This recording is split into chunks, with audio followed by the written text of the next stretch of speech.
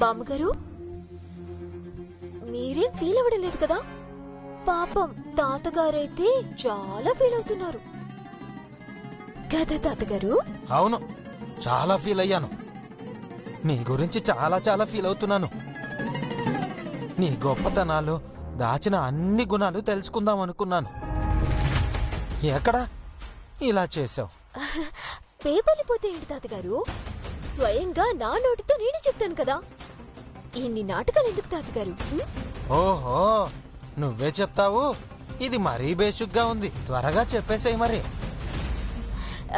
Secrets కదా తాతగారు. ఇక్కడ కాదు, లోపల బామ్మగారికి మాత్రమే చెప్తాను.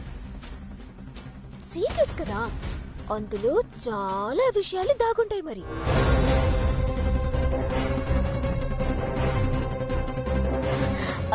మీరు నాతో రండి బామ్మగారు, నేను మీకు చెప్తాను కదా. పర్లేదు పర్లేదు, రండి. వెళ్ళు, పిలుస్తుంది కదా.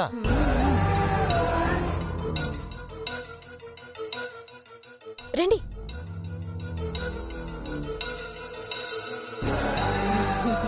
పర్వాలేదే, నీకు మళ్ళీ గదిని కూడా బాగా అలంకరించుకున్నావు. మీ అలంకారంతో పోలిస్తే ఈ అలంకారం దేముంది బామ్మగారు? ఆలియాస్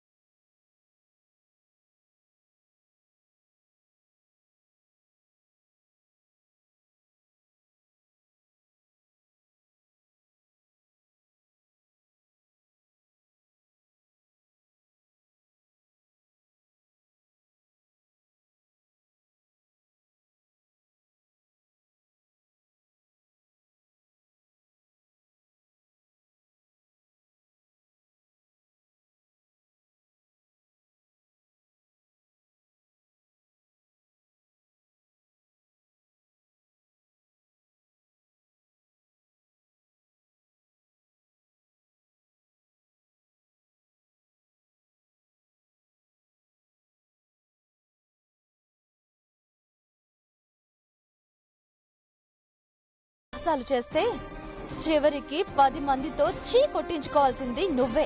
ఏయ్, ఏ మాటలు ఎవరు వల్లిస్తున్నారు ఇక్కడ? పిచ్చి సాహసాలు చేస్తోంది నువ్వు చంద్ర. ఆఫ్టర్ ఆల్ అమ్మ బోడి అనే ఇంటి గురించి ఆ విరాజ్తో ఎలా పడితే అలా తిరుగుతున్నావు. నేను ఆ ఇంటి కోడలు కాకూడదని ఆ విరాజ్ గాడు చేసే అడ్డమైన డ్రామాల్లో నువ్వు ఆడుతున్నావు. అసలు ఏ అర్హత ఉందని నా విషయాల్లో నువ్వు తలదొరుస్తున్నావు? కనీసం ఆ ఇంటి పని మంచి స్థానం కూడా లేదు నీకు. ఒక్క విరాజ్తో పడి తిరుగుతున్నావని కారణం తప్ప. నా స్థానం, నా అర్హత చూసే నీ కంటికి ఎలా అర్థమవుతుందిలే స్మైలీ. అర్థం చేసుకునే స్థాయి నీకు లేదు. ఏమన్నావు? విరాజ్తో పడి నేను తిరుగుతున్నానా? స్మైలీ, ఒకరితో తిరగడం నీకు తెలుసు, కానీ అడుగులో అడుగు నడవటం నాకు తెలుసు. ఆ రెండు ఒకటే అనుకోవడం నీ వ్యక్తిత్వం. అడుగులు కలిపిన వ్యక్తి కోసం చితిలోకైనా నడవడానికి సిద్ధపడటం నా జన్మకి దక్కిన వరం. ఓ, ఈ మాటలు సోకాల్డ్ అడుగులు కలిపిన వ్యక్తి అన్నావు కదా, అక్కడ చెప్పు. రేపో మాపో ఆ ఇంటి కోడలిగా అడుగు పెట్టబోయే నాకు కాదు. అండర్స్టాండ్? ఈ మాటలు నన్ను ఆపలేవు చైత్ర. తెలుసు, నా మాటలు నిన్ను ఆపలేవని నాకు తెలుసు. కానీ ఆ ఇంటి కోడలిగా అడుగు పెట్టే అర్హత నీకు ఉందో లేదో అసలు నీకైనా తెలుసా?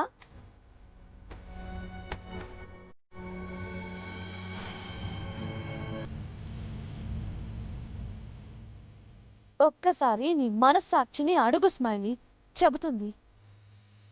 నీ మనస్సే నిన్ను ఒప్పుకోదు.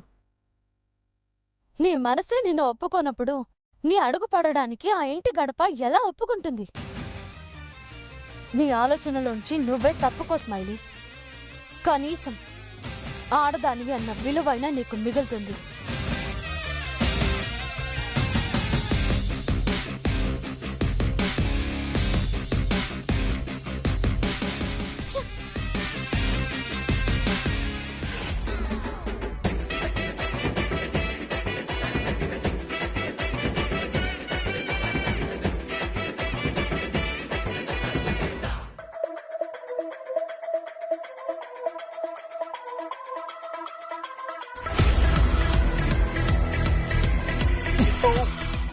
ఆపండి, డాన్స్ చేసేంత విషయం ఏం జరగలేదు అక్కడ.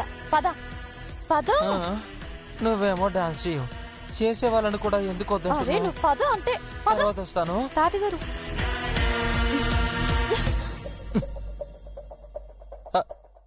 ఏమైంది పొట్టి బుల్లెమ్మ? ఇక చాలా ఆపు. మన ప్లాన్ అంతా అట్టర్ ఫ్లాప్ అయింది. ఏమైంది? మన డ్రామా ఆ స్మైలీకి తెలిసిపోయింది. వాట్? తెలిసిపోయిందా? నన్ను లోపలికి పిలిచి వార్నింగ్ ఇచ్చింది. కానీ నేను అక్కడ రియాక్ట్ అవ్వకుండా ఉండలేకపోయాను. అందుకే స్మైలీతో నువ్వు ఆ ఇంట్లో అడుగు పెట్టలేవు అని గట్టిగా చెప్పేసి వచ్చేసాను. ఇప్పుడు ఏం చేద్దాం?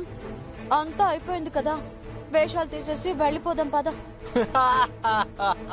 చైత్ర నువ్వేం బాధపడకు, షో ఫ్లాప్ అయితేనే మన గెటప్పులు మాత్రం జనాల స్పందనతో సూపర్ హిట్ అయ్యాయి. విరాజ్, నేనే మాట్లాడుతున్నాను, నువ్వే మాట్లాడుతున్నావు. ఇక్కడ మనం మాట్లాడేదానికన్నా మన గురించి జనాలు ఏం మాట్లాడుతున్నారన్నదే ఇంపార్టెంట్. అసలు మనం నిజంగా ఒక 90 years ఏజ్లో ఇలా ఉంటే ఎలా ఉంటామో ఊహించుకుంటుంటేనే నాకు ఎలాగెలాగో ఉంది. అవునవును, వచ్చిన పని పక్కన పెట్టి మిగతా పనుల మీద దృష్టి పెడితే అలాగలాగే ఉంటుంది. ఇదేమీ మిగతా పని కాదే, ముందు ముందు ఎలాగో జరగాల్సిన ఆ పనిలో భాగమే కదా. ఏ పని? అదే